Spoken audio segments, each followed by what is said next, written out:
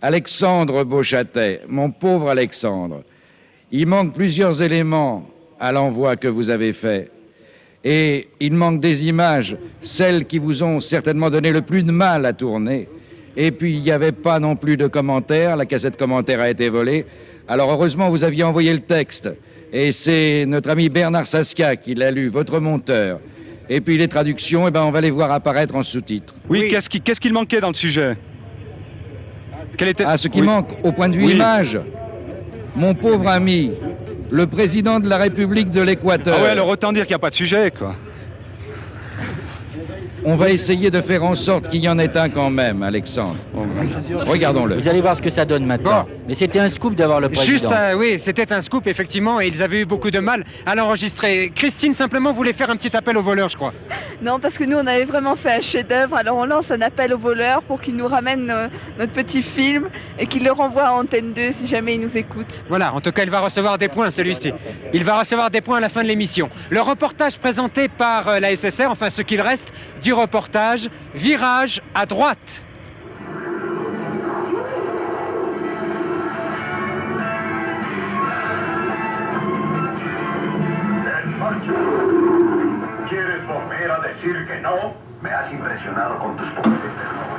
À cet instant, plus d'1 million de téléspectateurs ont cru à la panne.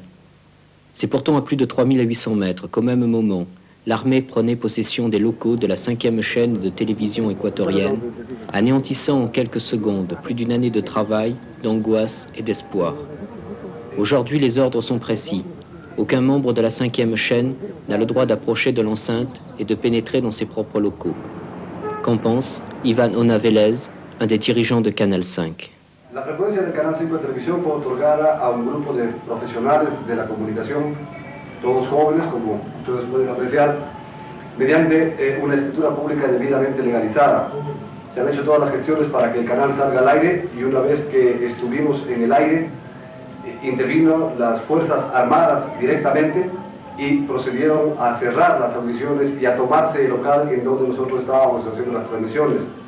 No se puede pensar que este canal será un canal de la oposición al gobierno del ingeniero León Febres Cordero, sino que simplemente será un canal que pueda decir a todo el país las verdades de los atropellos que se cometen en el Ecuador. Es decir, que este no será un canal de oposición, sino que será un canal políticamente independiente y con deseos de hacer una televisión sana y cultural en beneficio del pueblo ecuatoriano.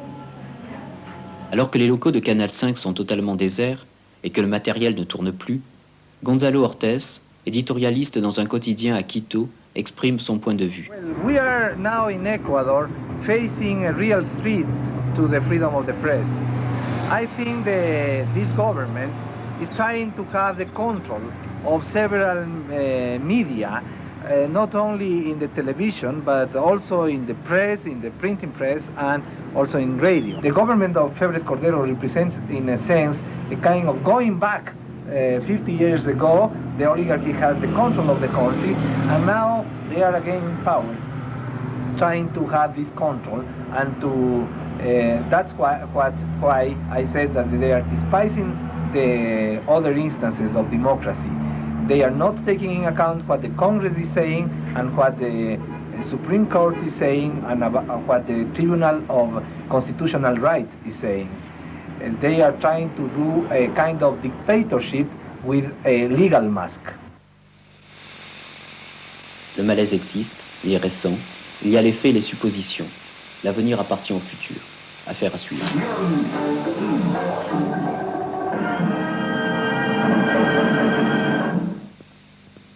Alexandre Beauchâtet, on va essayer de reconstituer la fin avec un portrait de ce président que vous êtes allé interviewer et qui vous a déclaré, notamment, je le vois sur votre papier, parce que votre papier, lui, il est bien arrivé, le président a dit en réponse à toutes ces accusations, il y a ici une liberté de la presse absolue.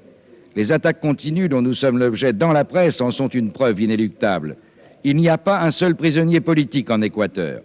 En ce qui concerne les médias, le pays possède des lois qui précisent les démarches à suivre pour qu'une télévision puisse fonctionner. Or, Canal 5 n'a pas respecté ces lois. Et le président concluait, quand les conditions seront remplies dans les délais impartis par la loi, Canal 5 pourra opérer librement en Équateur. Ça remplace évidemment bien faiblement des véritables images et la véritable voix du président. Pas trop déçu, Alexandre? Oh, ben quand même un petit peu, parce qu'en fait, ça avait demandé environ 1 jour et demi de négociation.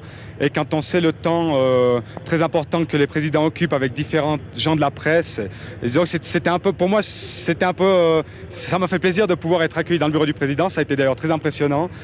Tous ces protocoles, les contrôles. Disons que bon, l'expérience y est toujours, ça restera un bon souvenir. Bien. Jean-François Kahn voudrait faire une réflexion que lui inspire votre reportage sur les télés privées, dans une démocratie comme c'est le cas en Équateur. Non, simplement, je constate qu'en Amérique latine, il y a presque toujours, et depuis longtemps, des télévisions privées. Il y en a au moins 3 en général. Il y a la télévision de l'armée de terre, la télévision de la marine et la télévision de l'aviation. Ça fait au moins 3 télévisions privées qu'on trouve dans presque tous les pays d'Amérique latine. Mais moi, je voulais poser une question. Pourquoi ce journaliste d'Équateur vous parle-t-il en anglais? Ben, c'est-à-dire qu'il parle espagnol et anglais et ne parle pas français. Alors j'ai préféré lui demander de pouvoir parler en anglais. Ça me permettait de pouvoir lui poser les questions et de comprendre ses réponses. Bien, vous n'êtes pas hispanisant. On comprend pourquoi maintenant. Alors Jean-Louis Boudou, vous allez noter pour Radio-Canada en tenant compte naturellement de tout ce que nous connaissons maintenant. Ce qui me frappe dans votre sujet, c'est que d'un côté, vous avez un sujet brûlant d'actualité pour tous les pays d'Amérique du Sud. Donc, le choix du sujet, c'est très fort. Et à côté de ça, bon, le traitement est assez classique. C'est moins fort, si je peux dire.